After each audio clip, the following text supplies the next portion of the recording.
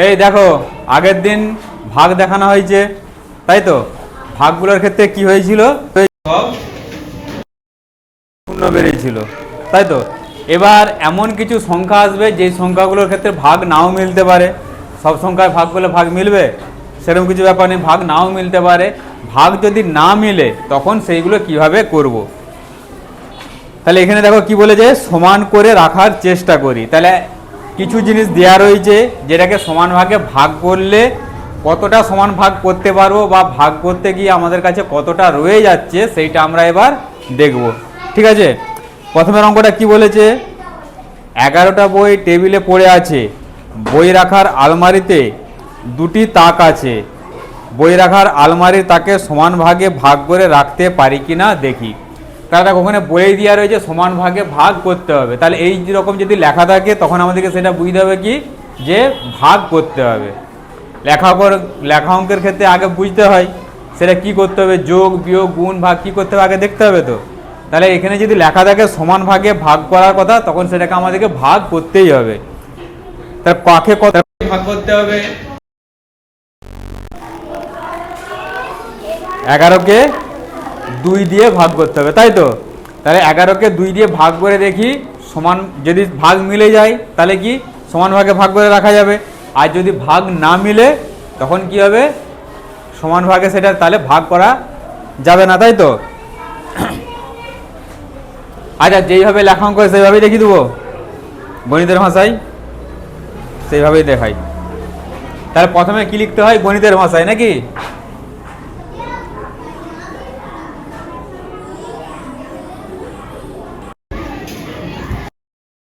গণিতের ভাষায় কি লিখতে হবে,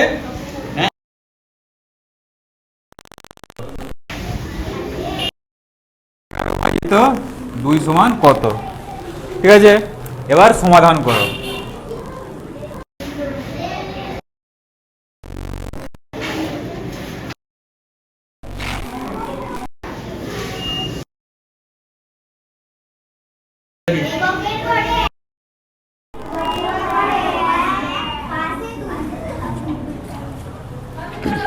ঠিক আছে, এবার 2 দিয়ে ভাগ করো, যেইভাবে ভাগ বলেছি বলো। দশকের মাথায় 0, হ্যাঁ, দশকের নিচে 1-এর নিচে। এবার এটাকে বিয়োগ করতে হবে, বিয়োগ করো, বলো কত হবে বলো। এখানে বিয়োগ করতে 1 রইল, ঠিক আছে? তাহলে দশকের ঘরের ভাগ আমাদের হয়ে গেল। এবার এককের ঘর, তাহলে এককের ঘরের সংখ্যাটা নিচে আসবে, নিচে আসলে কত হবে, 1। তাহলে মোট সংখ্যাটা হলো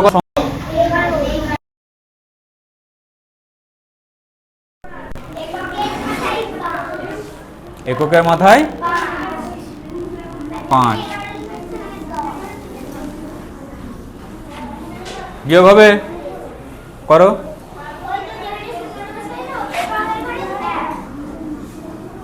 তাহলে দেখো এখানে আমাদের ভাগ মিললো, ভাগ মিলেনি, অর্থাৎ আমাদের ভাগ শেষ রয়ে গেছে, তাই তো? এবার এইগুলোর ক্ষেত্রে যদি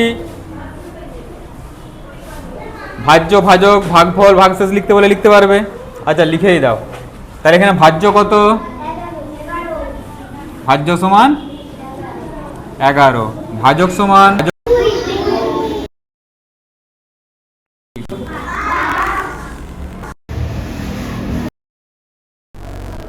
আর ভাগশেষ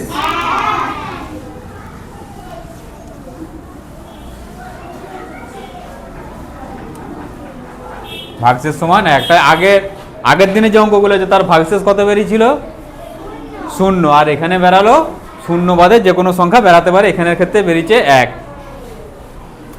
তাহলে এই অঙ্কটার ক্ষেত্রে আমরা কিভাবে লেখা হবে, উত্তরটা কি বলেছে, বই রাখার আলমারি তাকে সমান ভাগে ভাগ করে রাখতে পারি কি না দেখি। তাহলে সমানভাবে ভাগ করে কি রাখা যাবে? তাহলে এখানে উত্তর কি লিখতে হবে, আলমারিতে না, আলমারিটাকে সমান ভাগে বই ভাগ করে রাখা যাবে না। যেটা উত্তর চেয়েছে সেরকম উত্তর বলতে হবে, ঠিক আছে? হলো। এবার অন্য যে কোনো সংখ্যা দিয়ে ভাগগুলো দেখো।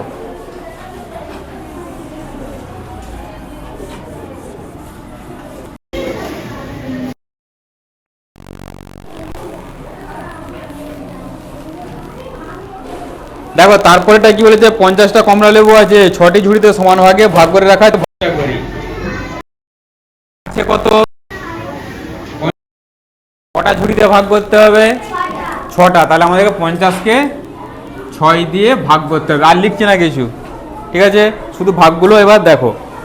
তাহলে এটাকে ভাগ করার জন্য প্রথমে কি করতে হয়, ভাগ চিহ্ন, একক, দশক।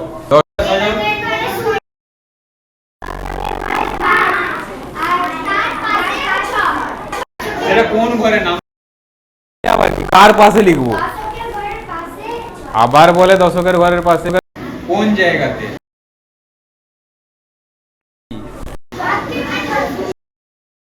ওইটার নাম ভাজকের জায়গায়, তাই তো। এবার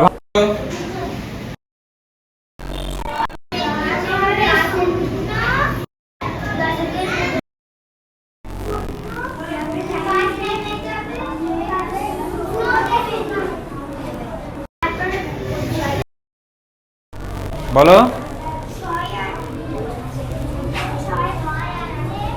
6 8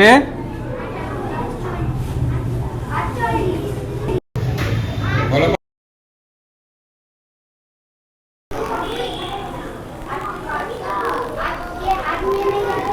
হ্যাঁ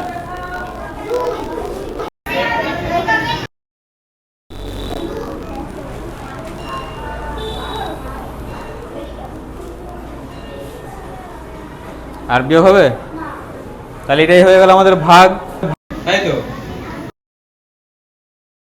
ভাগশেষ লিখতে বলে, লিখতে পারবে সব নিচে, কত, ভাগশেষ 2।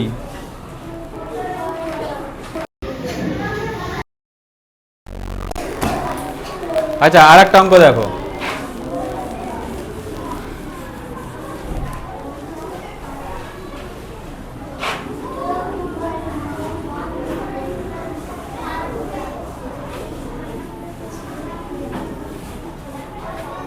বলো,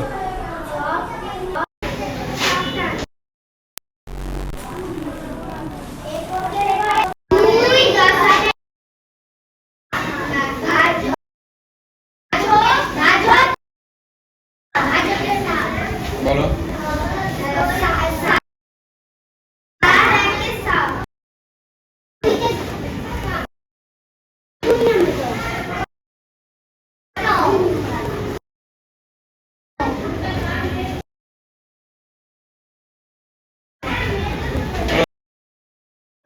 ভাজ্য কত,